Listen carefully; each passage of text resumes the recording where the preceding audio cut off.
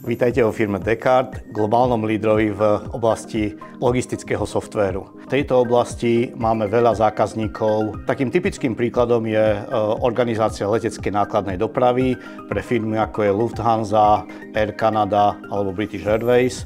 Podobne sa venujeme oblasti colničného softvéru pre zákazníkov ako je IKEA alebo Toyota.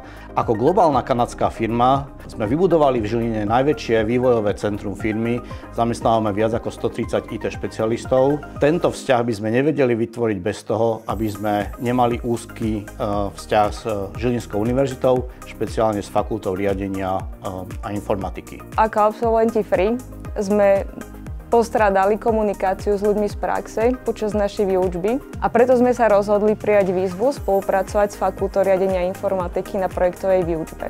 Aktuálne pracujeme už na druhom projekte, volá sa Shift Planner a pracujeme na ňom 3. rokom.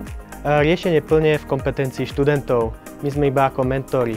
Tým pádom si môžu úlohu sami zanalyzovať, navrhnú riešenie, toto riešenie implementujú, následne otestujú. Prejdú si viacerými rolami, čiže od Scrum Mastera cez developera, architekta až po testera.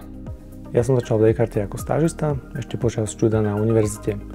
Vo firme mi vždy vyšli v ústretí a mal som možnosť prispôsobiť si pracovný čas k školskému rozvrhu. Dnes komunikujem s týmami naprieč celou organizáciou a starám sa o štandardizáciu vývojového procesu. Naše týmy sa stretávajú so širokým spektrom technológií od .NET, Java, C++ až po Python.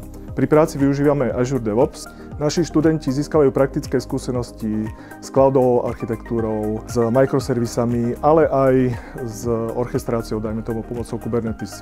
Ako absolvent aplikovanej informatiky pred 18 rokmi, Descartes mi umožnil nahliadnúť do zákutí rôznych komplexných procesov v oblasti optimalizácie a riadenia toho dodávateľského odberateľského reťazca. Máme veľmi dobrú skúsenosť s mladými ľuďmi. Je potrebné vedieť trošku tú technológiu, ale netreba sa toho báť, pretože tie naše týmy sú skúsené a vieme vás do toho zapojiť. A dôležitý je taký ten ľudský prístup a dobrá komunikácia. To je z môjho pohľadu asi najdôležitejšie.